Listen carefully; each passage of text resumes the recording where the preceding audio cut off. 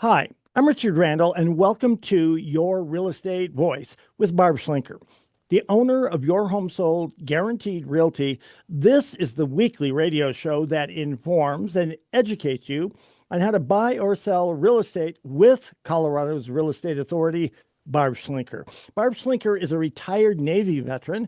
Barb is an author. Barb Schlinker is a pilot. Barb and her team enjoy all that Colorado and the Front Range have to offer. Barb, always great to be talking with you. Now, we air Your Real Estate Voice every Saturday, and if you can't listen to the entire show, it is always available on Barb's site, barbhasthebuyers.com, and search for Barb on most of the popular podcast platforms like iHeartRadio. Every week, Your Real Estate Voice covers great information about the housing market and one of the largest assets most people have, their home. Barb, what are we covering today? Well, Richard, as always, I'm pretty excited about today's show.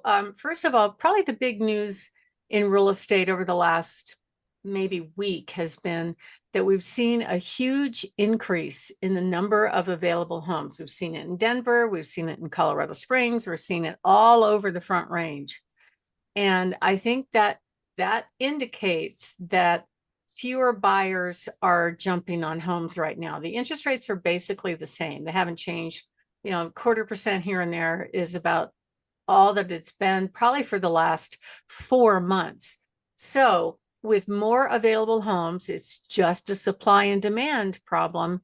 More supply, the same or a little bit more demand means that there's more available homes, it's taking longer to sell, and it could have a little bit of a downward pressure on prices. But later on in the segment, I'm going to give you some good news. The second topic is a fun one because a lot of people ask me this when I meet them, which is what to do and what not to do to get your house ready for sale. It's really, really important. Now, not everybody sells their home in the pretty category. Some will go for an as-is sale, and that's fine. There's nothing wrong with that. However, I would say a majority of the home sellers I speak to actually say they want the most money when they sell their home. And then the third topic, which is it kind of fits together with what to do. The next one is how to get home buyers to put your home on the must-see list. I'm sure everybody knows by now with the quality of the photos and all the information that's available on some of these tech company websites like Zillow, Homes.com, Realtor.com, the buyers are making a decision in less than a minute as to whether or not they want to go see that home.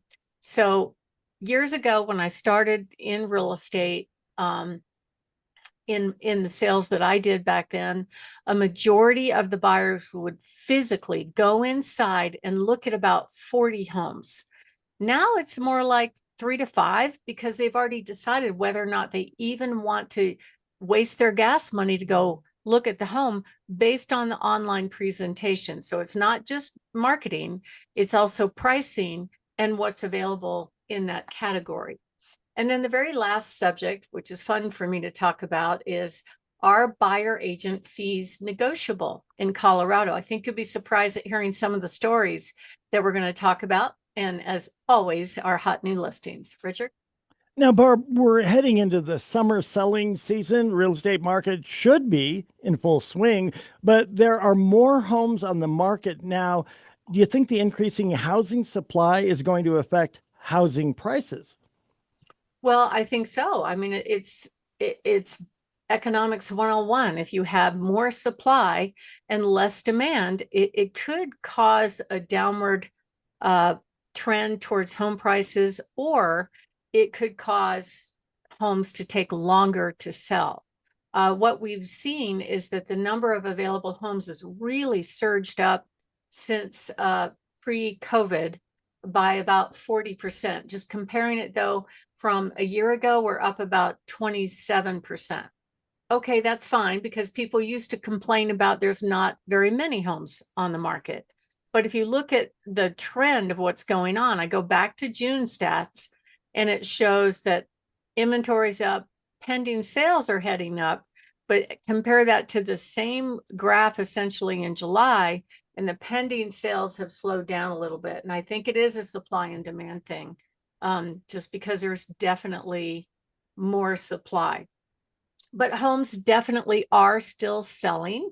It's just that there's more price reduction going on. I have another cool graph, and it identifies the median price in the last couple of years at all the major counties along the Front Range: Douglas County, El Paso County, Teller County, and Pueblo.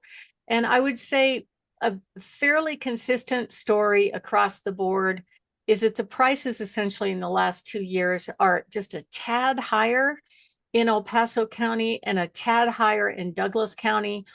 And the same for Teller, a little bit less in Pueblo. So looking back 2 years, that tells me prices are a little bit higher and overall just flat.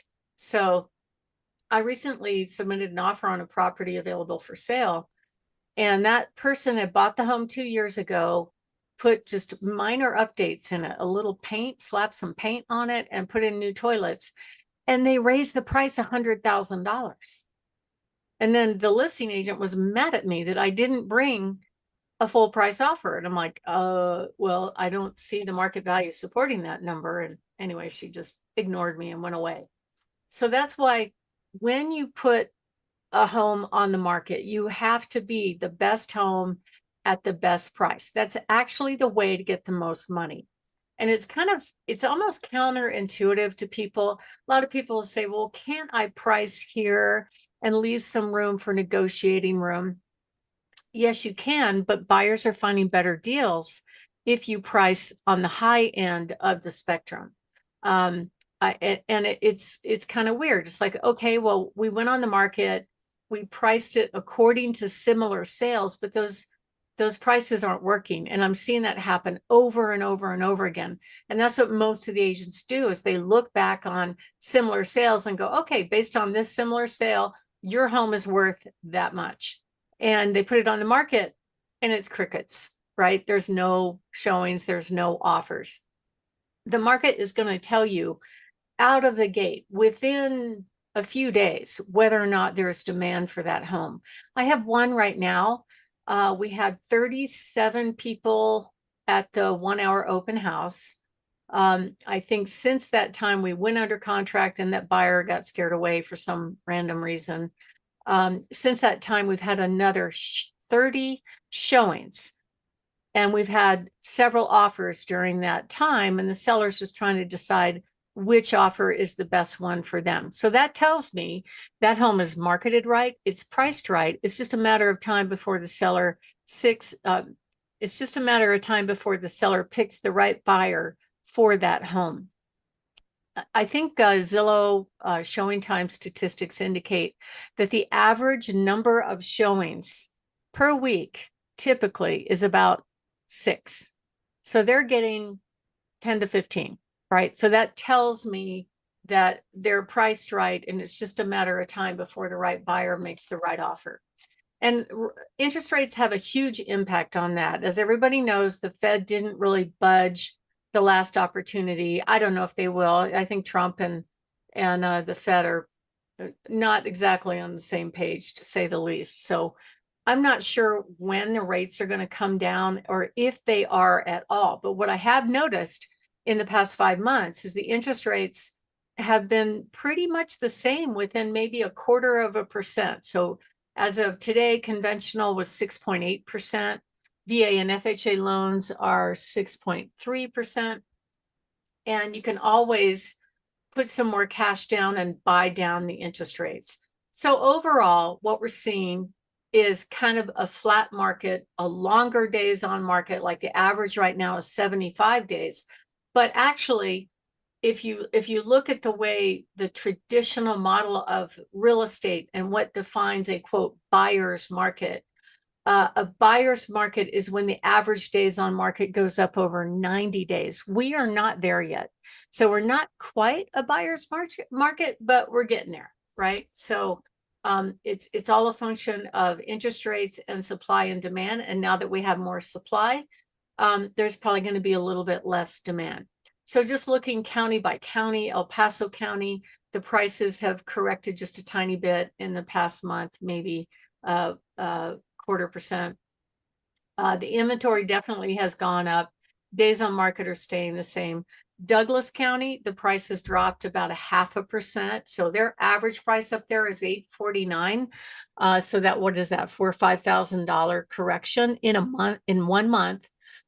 However, one thing of note is that more than half of the home sellers have decreased their price. So that's an indication that prices are softening a bit.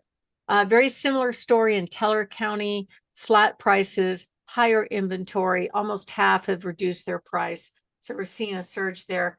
And Pueblo County actually has dropped by about 4% in prices in just 1 month. So huge surge in inventory.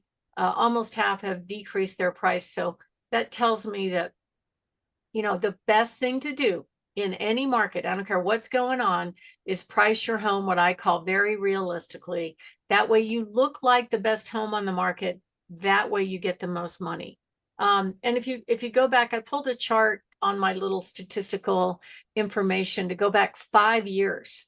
And that was just before COVID. And what was interesting to me is if you look back 5 years, the prices, the home values in general have gone up about 10% in that amount of time. So that's not a bad market. The sky is not falling. It's just that if the rates come down, I think just 1%, we're going to have all the buyers come out in force and go for it. My name is Barb Schlinker. I'm the broker owner of Your Home Sold Guaranteed Realty and the host of this show called The Real Estate Voice. And what we're talking about is, you know, will this increasing housing supply cause prices to drop?